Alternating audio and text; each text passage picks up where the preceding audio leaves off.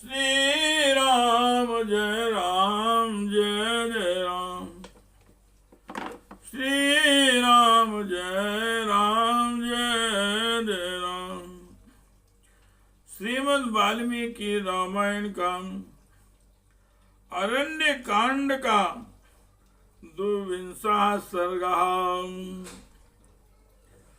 14,000 राक्षसों की सेना के साथ खरदूषण का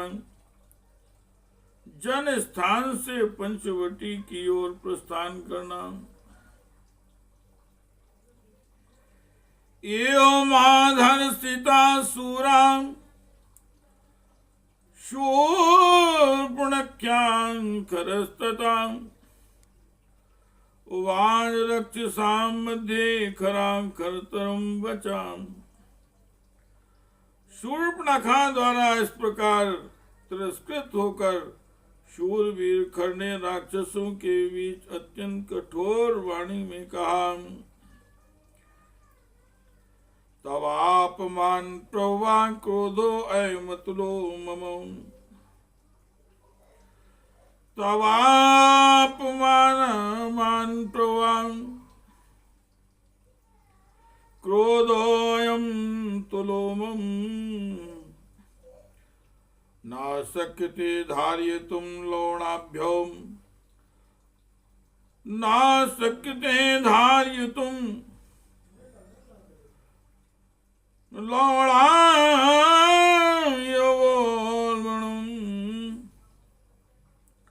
बहन, तुम्हारे अपमान के कारण मुझे बेतरह क्रोध चढ़ आया है।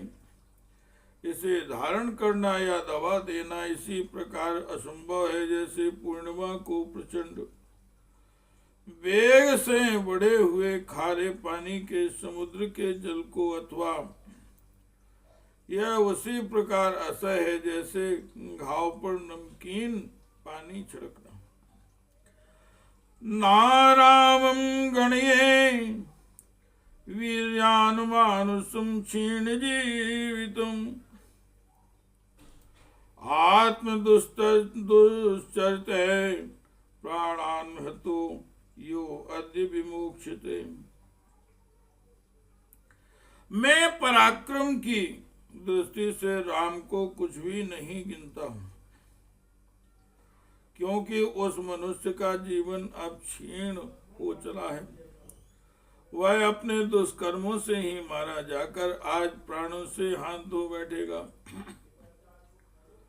बाष्पासंधार्यतामिष संभ्रमश्च विमुञ्चिताम् अहं रामं सभ्रात्रां नयामि यं साधनम्। घबराहट तुम अपने आंसुओं को रोको और यह घबराहट छोड़ो। मैं भाई सहित राम को अभी यमलोक पहुंचा देता हूँ।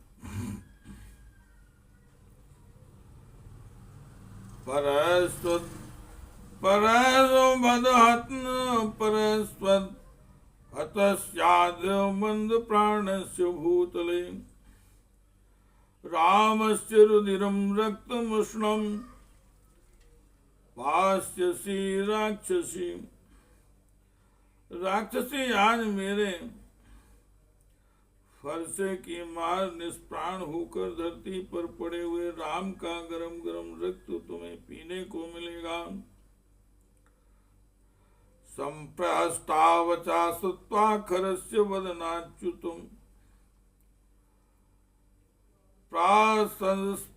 प्रशंसौ पुनर्मोख्यान् भ्रातुं रक्षसां वरद। खर के मुख से निकली हुई इस बात को सुनकर शूर्पणखा को बड़ी प्रसन्नता हुई। उसने मूर्खतावश राक्षसों में श्रेष्ठ भाई खर के पुत्र खर की पुनः भूरी भूरी प्रशंसा की। श्री राम जय राम जय जय राम। श्री राम जय राम जय जय राम। तया परसिता पूर्व पुनरेव प्रशंसिता आवृन्दूष्णं नाम करा सेनापतिम तदा। उसने पहले जिसका कठोर वाणी द्वारा तिरस्कार किया और पुनः जिसकी अत्यंत सराहना की, उस खर ने उस समय अपने सेनापति दूसर से कहा,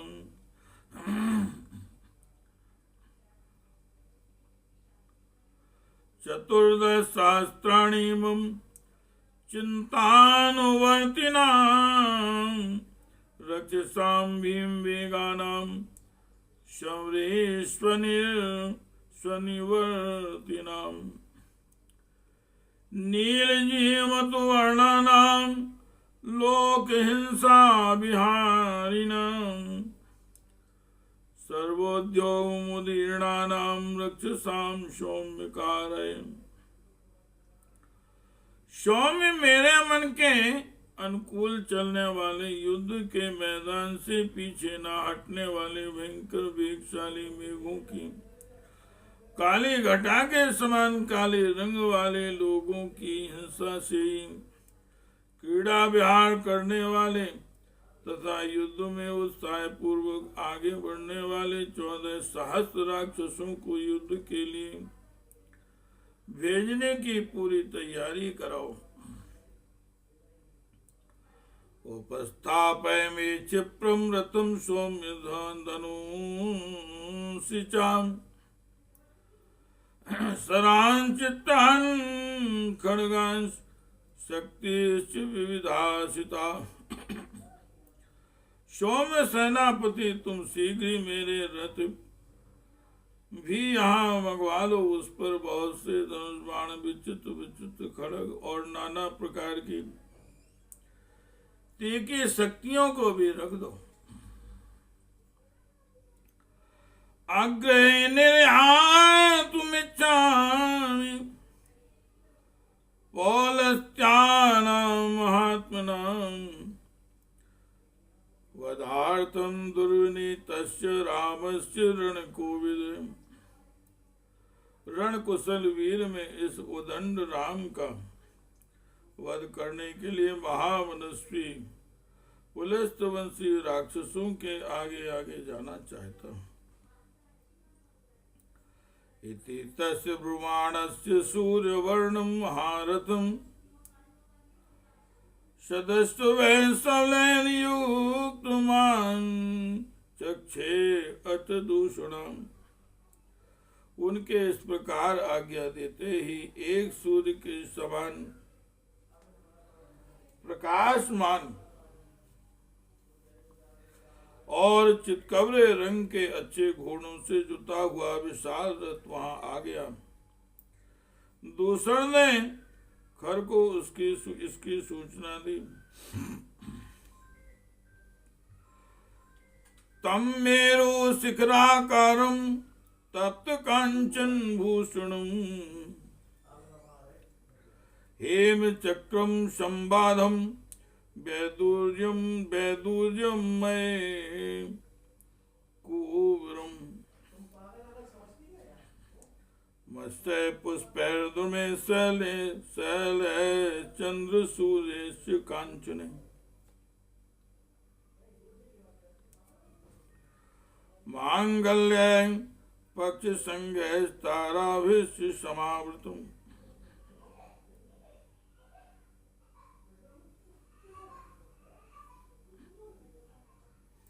ध्वज निस्त्र संपन्नम किंकणीवर भूषितम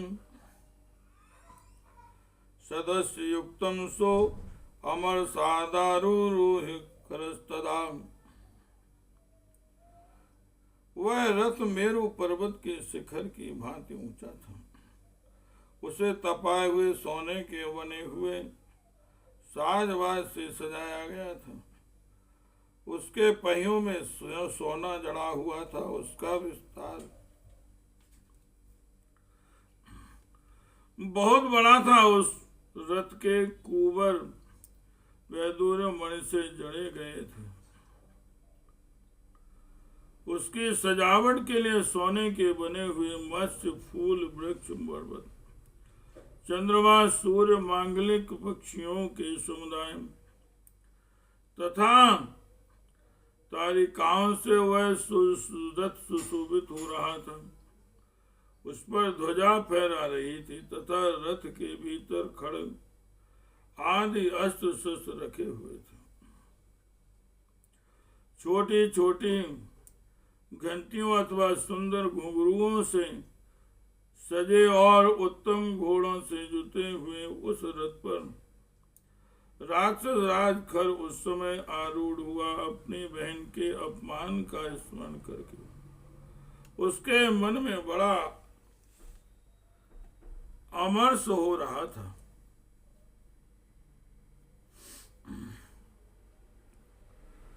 करस्तु तन्महासेनम करस्तु तन्महासैन्यम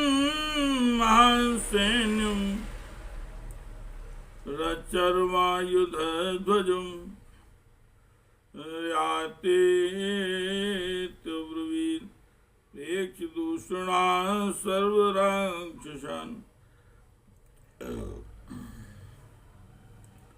रथ ढाल अस्त्र शस्त्र तथा ध्वज से संपन्न उस विशाल सेना की ओर देखकर खर और दूषण ने समस्त राक्षसों से कहा, निकलो आगे बढ़ो। ततस्तन राक्षसम सैन्यम घोर चर्मायुधं ध्वजम निर्गाम जनस्थानान महानादुम महाजुम। कूच करने की आज्ञा प्राप्त होते ही भयंकर ढाल अस्त्र शस्त्र ध्वजा से युक्त वह विशाल राक्षस सेना जोर जोर से गर्जना करती हुई जन स्थान से बड़े वेग के साथ निकली। मुद्गरे पिट्ट सह शूले सुदीक्षणेषु परस्पधे खड्गेषु क्रयेषु हस्तस्थैर्व्राजमानि शतोमरे शक्तिभिः परिंघेन घोरे रतिमाश्च मात्रस्य कार्मुके गदासि मुसलेन वज्रगृहीतेन भीम दर्शने राक्षसानां सुघोराणां सहस्राणि चतुर्दश निर्यातानि जनस्थानान् खरचित्तानुवर्तिनाम्।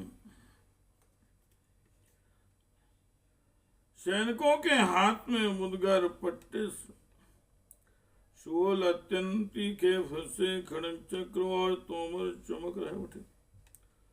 शक्ति भयंकर पद की विशाल धनुष गदा तलवार मूसल तथा वज्र 8 कोण वाले आयुध विशेष उन राक्षसों के हाथों में आकर बड़े भयानक दिखाई दे रहे थे। इन अस्त्र शस्त्रों से उपलक्षित और खर के मन की इच्छा के अनुसार चलने वाले अत्यंत भयंकर 14,000 राक्षस जन स्थान से युद्ध के लिए चले।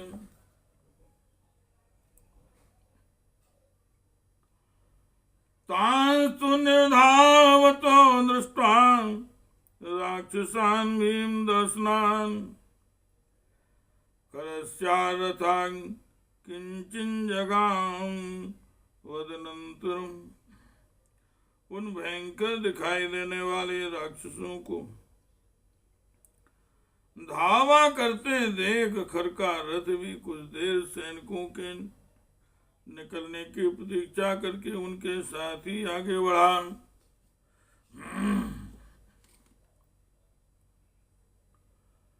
ततश्चातांचु बलान् स्वान् तप्त कांचन भूषितान् करस्य मतमाख्याय सारथी परे चोदयतुम्। तदनंतर खर का अभिप्राय जानकर उसके सारथी ने तपाए हुए सोने के आभूषणों से विभूषित उन चितकबरे घोड़ों को हाका।